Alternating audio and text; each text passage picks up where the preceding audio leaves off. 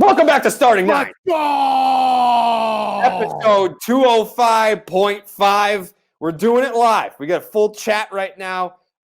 We are recording right after Game 1 of the World Series.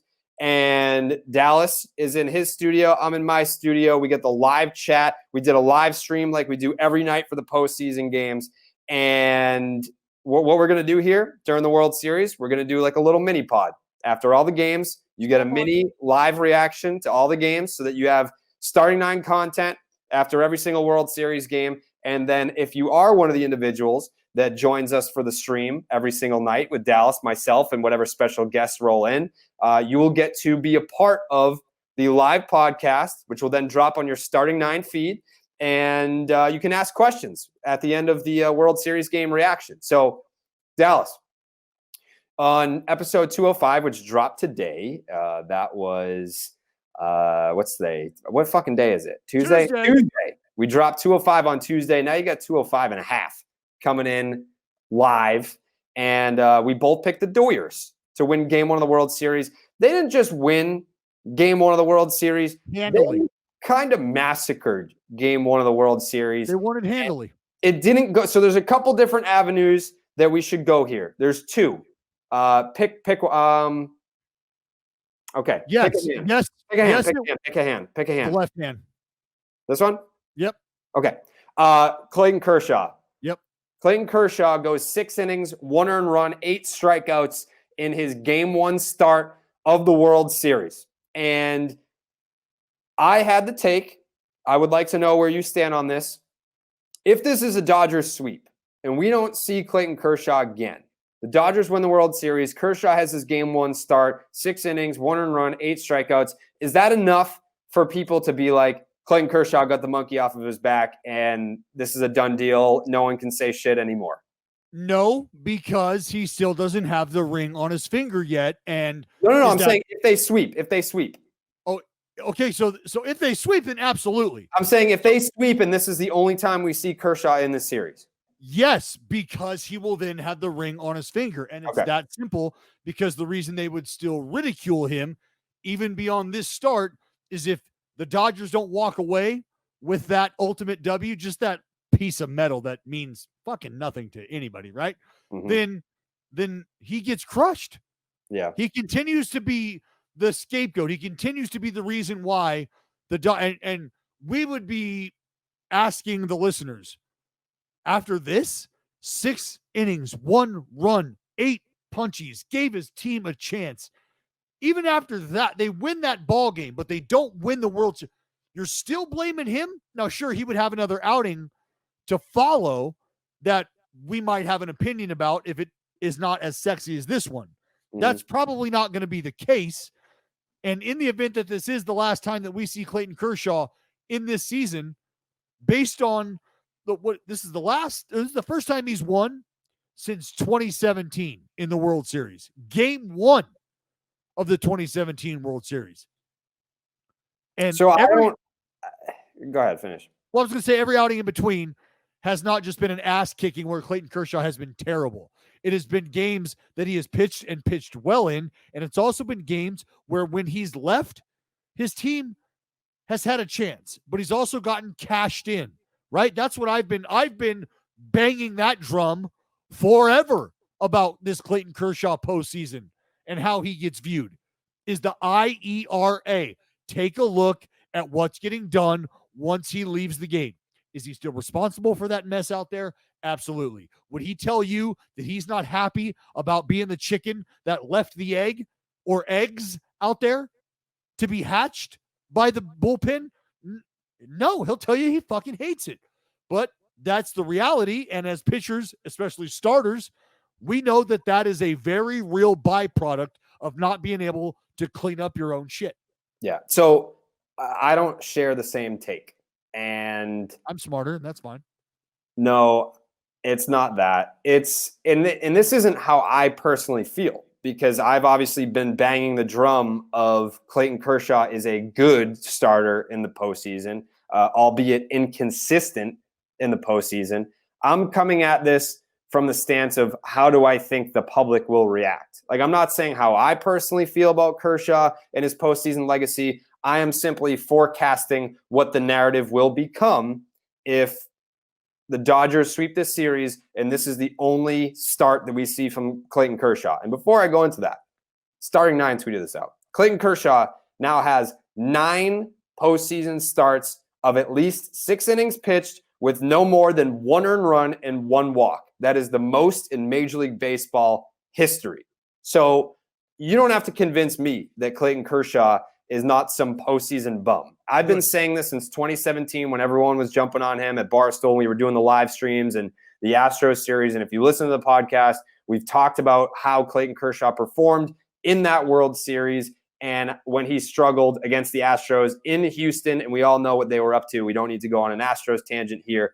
But with Clayton Kershaw, and we're talking completely hypothetical here, if it's a sweep, and this is the only time we see Clayton Kershaw, then I don't think that people are going to get off his back necessarily. I think it'll help. No doubt it'll help. Like Clayton Kershaw has a ring, like suck my dick. I don't think that it's going to be a situation where people are like, well, no, he still didn't get over the hump. Like, yes, he did. He has a ring. He pitched in the World Series and he pitched very well. But when we talk about other guys that needed to, quote, get over the hump in their postseason woes, David Price pitched the clincher in Houston in the ALCS to advance the Red Sox to the World Series. He pitched in Game 2, and then he also pitched in the clincher. So you saw him do it multiple times, and that, like, no one had shit to say to David Price after that.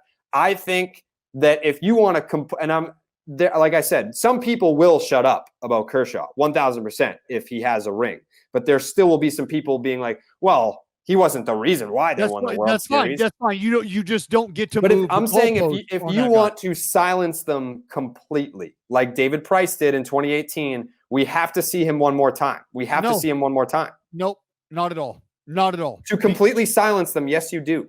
And you're just talking about yourself. You're talking about how you feel. But if you're putting a gauge on baseball, Twitter, and the media and everyone else, you need to see Clayton Kershaw one more time in this series. You do. No. And the reason you don't is because everything that we have just laid out, all of the reasons why Clayton Kershaw has given his team ample opportunity to win the ball game. Sure, there are still those outings where he did them no favors.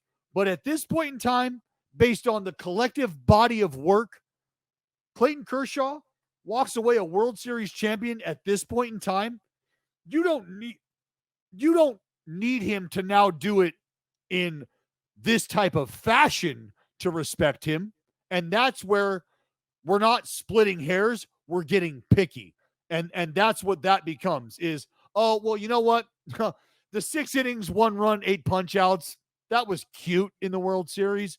But what I didn't see was him record the last out. What I didn't see was him come into a fucking relief situation and go 2 strong innings to turn it over to a bullpen that eventually gave them the chance to win the ball. That's why you're not giving Clayton Kershaw the fucking credit. Get the fuck out of my face if that is why you can't give Clayton Kershaw the respect that is undoubtedly due to him after especially doing what he just did tonight. In a team that told him, you're not going to get us to swing and miss. We're not going to chase that curveball. You don't have the big fastball to blow us away. Guess what? He put that to fucking bed. And if you need him to come out and close ball games in the World Series for you at this point, for you to respect him for what he's done, then you'll never respect what Clayton Kershaw's done. And I don't give a shit about your opinion. Yeah, I mean, but you're talking about a community of baseball fans that already feel the way that they do about Kershaw when he's already proven himself time and time again. He just doesn't have the World Series. But we'll see what happens. I know that people are already overreacting after one game in the World Series. And a lot of people are like, oh, fuck, the Rays are fucked. They're overmatched. Dodgers are so much better. It's one game. I mean, we've already seen it in this postseason where there have been standout performances by individual teams. And the momentum can switch just the next day. Right now, it's almost midnight on the East Coast. We don't have a starter for the Dodgers. Maybe as we're talking, there might be some post-game press conference with Dave Roberts where he does name the Game 2 starter for LA, but for the Tampa Bay Rays, it will be Blake Snell. Do you like Blake Snell's chances as a lefty matching up against the Dodgers when you've got some big thumper right-handed bats in there, Turner, Mookie? How do you like Blake Snell's chances in Game 2? Do we see a 1-1 series or the Dodgers going up 2-0? I think this is one of their this is going to be their chance to sneak one out. And the Dodgers have the ability to go right, left, right, left, right, left, right, left, all the way down the lineup. And so it's not a matter of facing a lefty or facing a righty. Mookie Betts is leading off. Fucking stable of dudes is coming behind him. And that's the matchup is. I don't like that you use the word stable for the Dodgers. I was going to say the stable of the Rays are then going to have to compete against the horses that are in that lineup. Right, left, right, left. Yeah. This is the opportunity for the Rays to win their game and to maybe shift momentum if they're going to be able to win it decidedly. I don't know that that's the case. So you have Dodgers 2-0. Yeah. You do. You do. Wow. Because Snell can, because Snell has shown the ability to go out and dominate, and he could dazzle. He could do sort of what Kershaw did, and with an efficient pitch count, work his way into the latter stages of the ball game. Or he could also go out there and punch out 8 or 9 guys, but only get through 4 2/3, 5 1/3, or whatever it is, and really put pressure on the rest of that bullpen. Mm-hmm. Yeah, it's going to be. I mean, so are you willing to walk back your Dodgers in 6 prediction for Dodgers in fewer games? I'm going to give you the chance to do it right now if you want to do it. Do you have the balls, Dallas? I don't know that that's a ballsy move.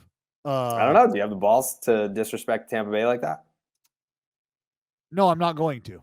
So you're sticking to Dodgers in 6. I'm sticking to the Dodgers in 6. But you don't have the Rays winning Game 2. You have the Dodgers taking the 2-0 series. Tomorrow is the game that the Rays have to win.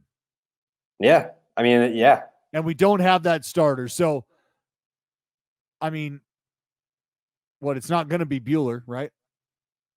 It's probably, yeah. I mean, a lot of people are saying like it could be Buehler. I wouldn't go Buehler. I mean, you can probably go Gonsolin and bullpen. But Gonsolin just started 3 days ago? Yeah, I don't have any as of right now. No update on who the Dodgers starter will be as of right now. Yeah, so Buehler Game 3. If it's Buehler, then I like the Dodgers 2-0. It's not. Buehler's Game 3. So then the Rays, like I said, have their chance to win tomorrow. Okay. Where do you think this game went wrong tonight? Let's get into this game. Okay. I mean, that leads directly into the topic I was going to bring up anyway. People, again, this is a live podcast. There are people in the chat that are watching this live, and they're commenting on the discussion as it's happening. A lot of people are like, hey, Carabas, why aren't you talking about Glasnow? Well, because we were giving Kershaw's due first. We were giving him his due because that's the discussion that needed to be had off the jump. Tyler Glasnow did not pitch well tonight. He did not pitch well in Game 1 of the World Series. He was dominant to start, but as we've said numerous amounts of times when breaking down Tyler Glasnow as a starting pitcher, he's got 2 pitches. And we actually saw a few changeups tonight. We saw a few changeups, and velocity was what you'd want. I mean, this is a guy that when he was going to the changeup in prior starts, you're seeing 93, 94. Like, that's not a good changeup. So his changeup was about 90, was not able to throw it for a strike, albeit he was getting squeezed from time to time with it. And again, he didn't throw very many. But we said this in episode 205 about Glasnow. If you're the LA Dodgers, what's the game plan? if you can't throw your curveball for a strike, I know you're not going to throw your changeup. So if you can't throw your curveball for a strike, we're just going to fucking not swing. And now we're just hunting heaters. And that's the game plan. And that's what they did. And that's how they were able to beat him at his own game. And I've said this as well about Glasnow. He's a different pitcher when there are runners on base. And like it's easy to say that when it's like, okay, of course, pitchers get into trouble when there's runners on. But when he's handing out free passes, and that's kind of what it is he would run into trouble when he would get he wasn't able to locate that great with the fastball. Like he was all over he was spraying the fastball everywhere. The Dodgers went from being a team that was hunting the heater to like, all right, throw me a strike with anything. Like, can you do that? And when he was unable to do that, now we got runners on base. When there's runners on base, he's not pitching as well. And then they stick to their game plan of getting to him. And he's 3 seconds to second base. And I told you the minute that Mookie Betts got on first base, like I said it in episode 205, don't let them smother him. And that is precisely what happened. They spit on the breaking ball. They got on base. They moved the offense, put guys in position to score, and just continued to put pressure on him. There was never a point in time where he looked comfortable. There was never a point in time where he looked like he was settling in. The misses were egregious. Like he was missing and jerking heaters, glove side, spiking fastballs, glove side. And when you're doing that as a 2-pitch pitcher, you're not giving yourself the opportunity to work off of a miss. So there was an at-bat early on where he threw a couple fastballs low in the zone and then a breaking ball that bounced and it got a swing and miss on it. And it's almost like I'm not sure if he realized why, but it was because those fastballs were down and then the curveball starts middle and ends up down and out of the zone. So he got the swing and miss there. But overall, it was just a lack of command and an inability to throw that breaking ball for strikes that caused Glasnow and forced him into the strike zone with the fastball into the fat part of the zone. And with runners on base, they applied pressure and he was just never able to get a grasp on game speed. Yeah. And I feel like it's after every start, we just have the same discussion where it's like location's an issue. Need to throw the changeup more. And if you're not confident in the changeup, I cannot wait for him this offseason to get in a lab and develop something else. Like that's need why the third the pitch. Changeup, not getting the love on the changeup today. That's why I mentioned that is because there were 3 or 4 changeups that were strikes that he didn't get the call on. And if you can imagine a 2-pitch pitcher with his stuff getting a third pitch over for strikes, that could very well be the point in time where he gains the confidence to turn that pitch into a weapon for himself. We could be talking about game 1 of the World Series when we saw Glasnow break out a changeup out of absolutely nowhere and compete with it on the game's biggest stage. And that's the difference between getting calls that give you the confidence to continue to go to that pitch or being scared out of throwing a pitch and not recognizing that, you know what? That was quality. That's a result that I can work with. Because working off those changeups that are just borderline or, in my opinion, strikes and not getting called are much, much easier to work off of than 99 at the front of the fucking left-handed batter's box to a right-handed hitter. What's that doing for anybody? Right. So on to sticking with the Glasnow start, but sort of shifting to Kevin Cash a little bit here. Glasnow threw 112 pitches. Career high. Not a season high, a career high. Sure. And if you've been paying attention this postseason, Cash has had the quick hook with starters before. Blake Snell got lifted with a shutout against the Astros. I believe that was game 6.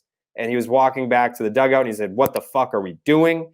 Charlie Morton in game 7 gets lifted at 66 pitches, has the shutout going, and it's different circumstances. You're talking about specifically the Morton start where it's 66 pitches and he gets lifted with the shutout, and people are bugging out. And it's like, well, this is a do or die game 7. A little bit different circumstances than dealing with a Glasnow in game 1, series tied, nothing. If you saw the live stream, you know that I wasn't thrilled about Glasnow being left out to die after he had eclipsed the 100 pitch mark. I didn't understand, when he goes back out there, what was that, the 5th? Yes. So when he goes back out for the 5th inning, and he probably, I think he walked the first batter, and that's when Ryan Yarbrough, he walked Mookie Betts. Yeah, he walked Mookie. Who eventually scored because he stole second base and then stole third base, and also hit a home run and became the first player. Yeah, we'll get to that. in baseball history to do that. Right. Yep. And so he walks Mookie to lead off the inning, and that's when Yarbrough starts to get hot. When I think at that point the move would have been to have Yarbrough warming to start the inning. Like, you go batter to batter with Glasnow, because I think he came into the inning at 90-something pitches. So I feel like you have to have someone at least getting hot to start the inning. And it's like, all right, if you don't get the first guy, then we go to the bullpen. But for him to go out there and walk Mookie, and then the inning unravels, and he's at 112 pitches, it just goes against everything that the Tampa Bay Rays have built themselves on. There again, and that's why I told you about plus side guys, minus side guys, / we have the lead. These are the guys we go to. If we're trailing, these are the guys we go to. And the point in the game also matters. And at that point in time, you're thinking, we get a guy on base, we're one swing away from the game being completely different. Who's our best option right now to get us to that point? Stuff-wise, swing and miss-wise, keeping guys off the base path-wise, maybe that's Glasnow. Because Yarbrough, we saw what happened. Much more contact, loud contact. And that's maybe not the arm you're looking to go to get you the swing and miss, to get you out of the innings. Glasnow at that point in time, probably your better option if you don't want to start exposing guys in the 4th inning, 5th inning, or whatever it is. Because again, the guy you're going to go to at that point in time, Jared, if you think you're going to keep the game close, is probably a guy you're going to in other situations down the road if you're going to keep it close or a high leverage spot. And there's a good chance he's going to end up facing the same guys he's facing right here game 1. Do you want to do that day 1? No. I'm laughing because I got an email from Twitter. It says, "Hello, Jared." And it's funny, but not, but it is. Twitter emailed me and said, "Hello, Jared Carabas. We're writing to you because a concerned individual has recently alerted us to potentially suicidal or self-harming comments posted on your account." I'm fine. And I feel like that's a good segue to talk about Mookie Betts. Mookie Betts, as Dallas mentioned, the 2 stolen bases and the homer. The entire broadcast was about Mookie Betts and the Red Sox trading Mookie Betts and how stupid that is that they did that. And I haven't really looked at my mentions too much because I know that it's just gonna all be Mookie Betts and the Red Sox and this and that. Yeah, we're never gonna live that down. I understand that. It is what it is, Dallas, and I know that it's not something that just goes away. It's not something where it's like you trade. It's not like it's a bad trade. Like the Pirates trading Tyler Glasnow and Austin Meadows for Chris Archer. That's a bad trade. And people are going to talk about it for a long time. But I don't think anyone's going to talk about it the way that people will talk about trading a generational talent like Mookie Betts to the Dodgers and having him go to a team that's dominant and immediately go to the World Series and have him be an impact player in that World Series. That's going to be the discussion for a long time. I know that. I got to wear that. That's fine. And let's also not forget why. Yeah, but I mean, like, that's common. Like, the Yankees are about to do that. The Yankees are about to get under the luxury tax. But that's why you will talk the shit. You will talk about the Yankees.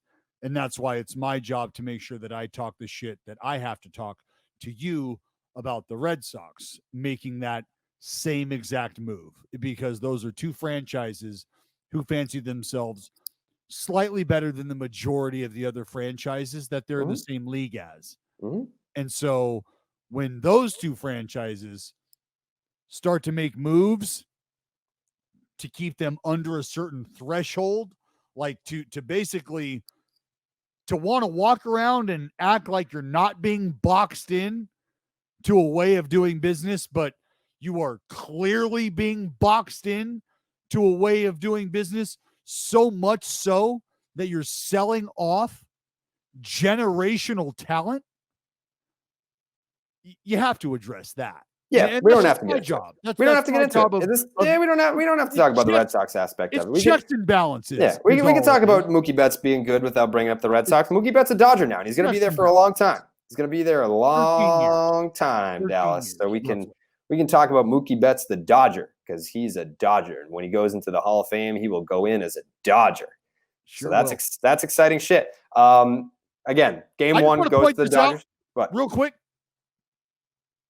On the mound, that is something that has to happen. What we saw with Glasnow tonight with the base running, that's why I mentioned it. You have to be able to control the running game in moments like this. You have to. Absolutely have to. And I'm not rubbing this in. It's because when you find those loopholes, when you find those weaknesses, those points of attack, you strike. You have to strike. This is about winning it all. This isn't about risk reward in June and what the computer tells you. This is about realizing Glasnow takes 10 minutes to get the ball home with a runner on base. We've got a guy who's a pretty good base runner in Mookie Betts. Let's get that train moving. Let's create that offense. Yeah. And that's exactly what the Dodgers did. You got any other takes on this game, or do you want to move on to questions from the chat? No, that's about it. Okay. I feel like that's about it. The Rays at the very end tried to mount a little bit of a comeback, make some noise. And if you're looking for a bright spot, sure, they didn't go completely limp. But I think you're realizing right now, if you're the Rays, just what you're up against lineup-wise for the Dodgers, just what you're going to need out of your stable in that bullpen. Yeah. It's going to be a dogfight. All right, let's open it up to questions from the chat. Again, if you're just joining this, I think after every World Series game, we're going to be doing a quick little recap podcast. You can watch it live. You can submit questions that we'll answer at the end of the podcast, and then we'll drop the podcast on the iTunes feed after every single game. Let's see. What do we got? Who do you think is going to step up for the Rays in the World Series?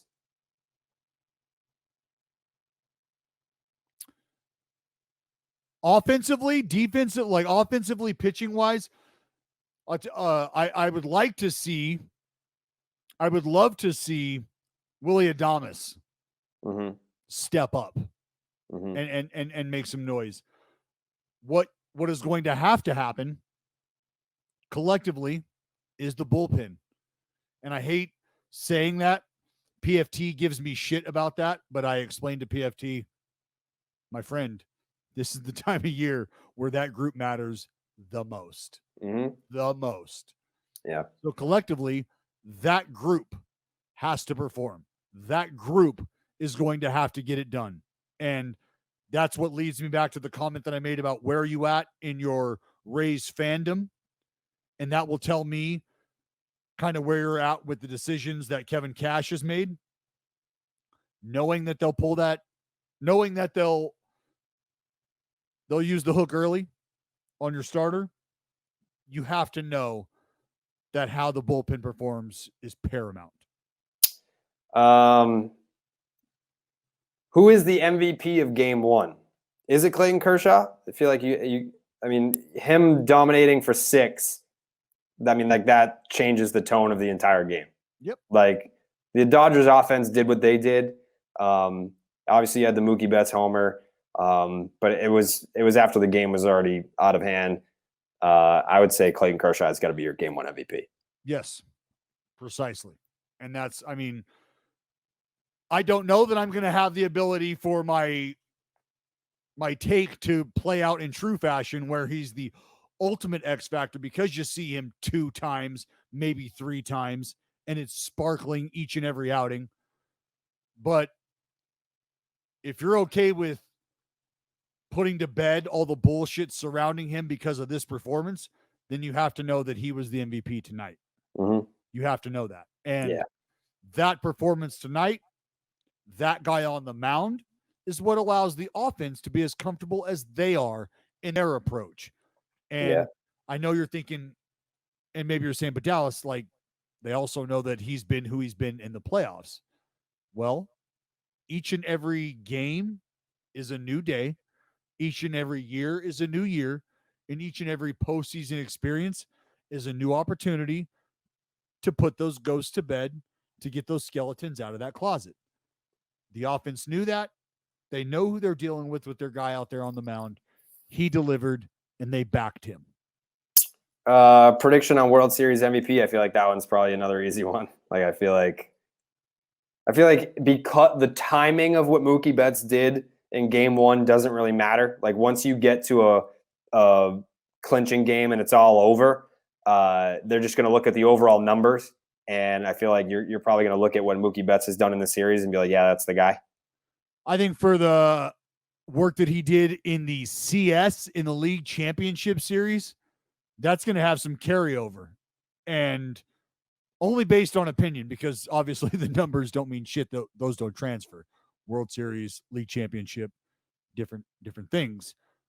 But when you replay in your head the defensive efforts from Mookie Betts, and you just replay in totality the impact he had and will continue to have through this series, I think he will rise to the top when it comes to the conversation of how did the Dodgers separate themselves? Yeah. They had the best player playing right now on their team, and it showed defensively, offensively, making guys better around him by virtue of performing the way he is. You don't want to pitch to him right out of the gate. You're fucked. You got traffic on the path, and you're dealing with another guy behind him that's going to crush. Like, he's responsible for all that. Jack's got a good one. If the Dodgers were to choke in this series, what do you think the main reason would be? A collapse of the bullpen.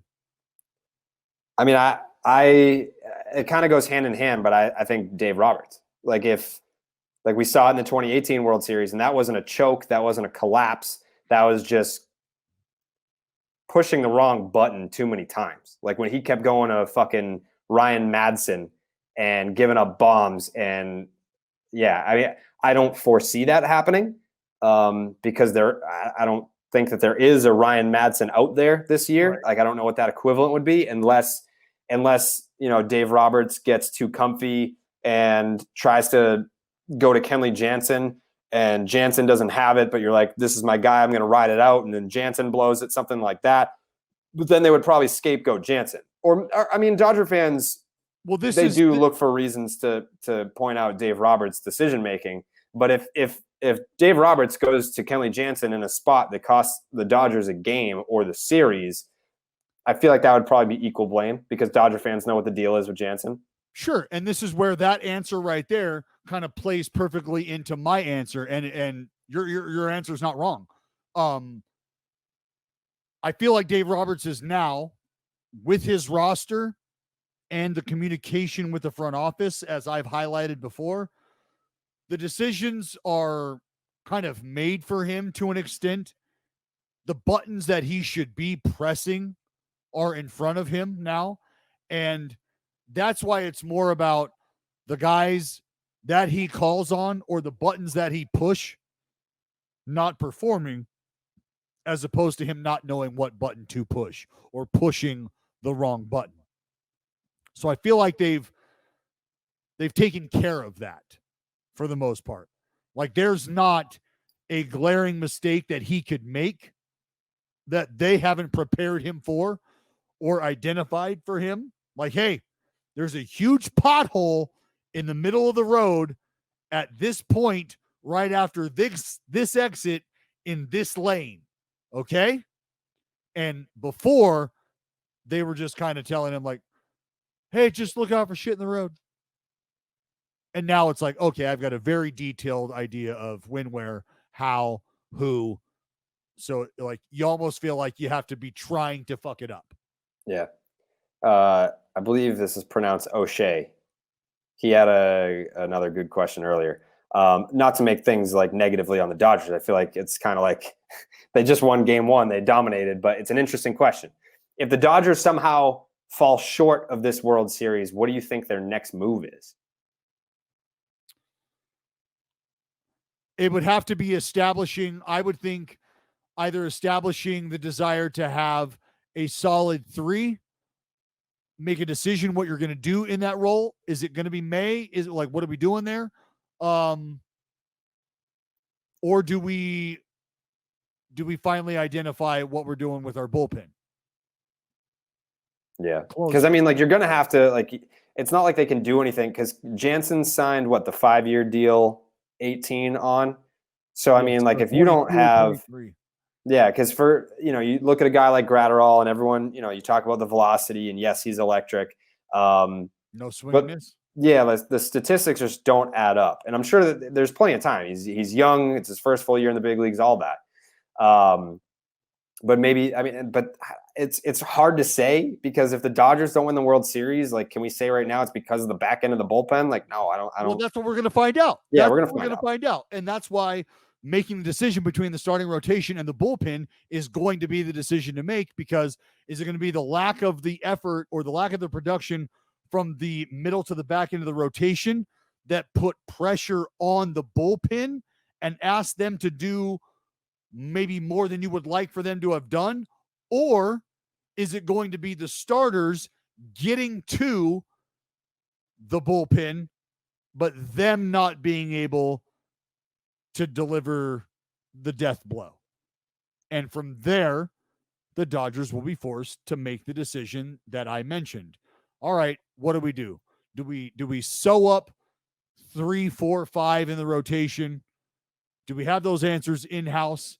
And if we do, does that kind of shake out maybe an answer we're looking for at the back end of the bullpen? And that's why that is going to be the decision.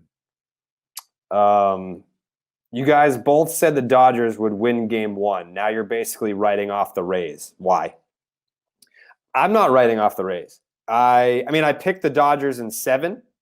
I'm not writing off the Rays, and I think I said that earlier on the stream about how, like, we've seen absolute blowouts in this postseason, and then the next day the other team wins. Like, you're only as good as your next day starter. I didn't pick the Rays to win the series, so I don't know that I can write off a team that I already didn't pick to win the series before the series even started. I'm not jumping on the bandwagon of this is going to be over quick. I don't think I'm that far into. And that's where I'll have to stop you, because I think the reason that question got posed is because you posed the question to me, asked me about the size of my testicles and whether or not I was prepared to shorten this series. Because you seem more convinced that this is. And here's why. And this is why we're asking that question, is because I think we can agree that Walker Buehler, Clayton Kershaw, who do you think your shot is better against? Factor in the history. Who do most people anticipate struggling at this point? Not Walker Buehler, probably Clayton Kershaw. So when you see this sort of dominant outing rolled out by the guy that everybody was probably anticipating to struggle more so than anybody else the Dodgers were going to feature, and then you see that lineup do what it did against probably the best that the Rays have to offer, aside from a Snell who's going to be lights out, you're going, oh shit, you know what? We may have got a little ahead of ourselves thinking that the Rays we're going to be able to compete with these guys should they be clicking, because we just kind of saw what happens if Kershaw's dialed in and the offense does what they've done all year long. Like, we're not asking them to do anything more than they're capable of. Yeah. And that's exactly what they did. You got a hallmark, and I'll say it, you got a hallmark regular season start at a Clayton Kershaw, right? Yeah. Nothing that made your testicles tickle any more than a fucking June outing. And I think it's heightened in the postseason because of guys not going deep into starts. Like, if you get 6 innings out of your guy, like, you fucking take that 10 times out of 10. And because you've been telling Clayton Kershaw, the greatest left-handed pitcher of our fucking generation, that he basically doesn't even belong in the postseason. Like, you're lucky you even get let out on the mound in October. Breaking news. Breaking news. Tony Gonsolin will be starting game 2 for the Dodgers. There you have it. Tony Gonsolin, game 2 starter for the Dodgers. So it'll be Gonsolin versus Snell, game 2. So that seems more like I'm not going to call it a bullpen game, but I don't think that you're getting 6 innings out of Gonsolin. So we'll see what happens. I mean, he's a good pitcher. He had a very good fucking year, but he hasn't been used like that in the postseason. Who is more likely to pitch out of the bullpen in this series, Clayton Kershaw or Walker Buehler? You have to figure that it's you. Oh, you think it's Walker? I think it's Walker. I think it's Kershaw because of the fact that he went game 1, so he'll have more rest than Walker Buehler, who's pitching in game 3. I think if you see Buehler out of the bullpen, then you're anticipating a longer series. Whereas Kershaw, you can use him out of. Say the Dodgers have the chance to close this out in 5, you'll probably see Kershaw out of the bullpen in that game to help the narrative, and just because, I mean, he's a fucking good pitcher and he's done it before. It's not like he lacks experience pitching out of the bullpen in the postseason. It's kind of it's not a weird thing. It's different. It's different when you have a starter coming out of the bullpen. It's different preparation, but when you have a guy that's done it before and done it very well, I feel like that's probably the most likely scenario.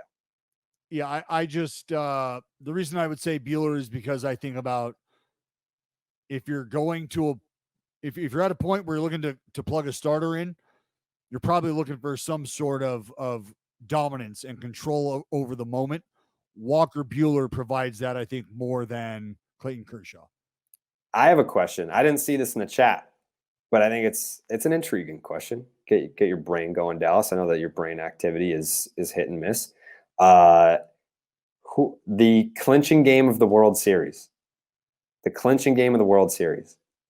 Who's on the mound to record the final out? Well, I would love for Clayton Kershaw to be on the mound. Me too. I would love that a lot. I would love that. I would love that. I think it could be just as poetic for Kenley Jansen. It could be, yeah. Who do you think if there's, like, I think we talked about this on the podcast. If it's a save situation, 5-1. Jansen. Really? Yep. Don't you think it would mean more? I mean, like, I understand that, like, Jansen's had his struggles and, like, that's their guy. This isn't Kershaw's swan song. You don't think it's – I mean, this is going to be all about Kershaw.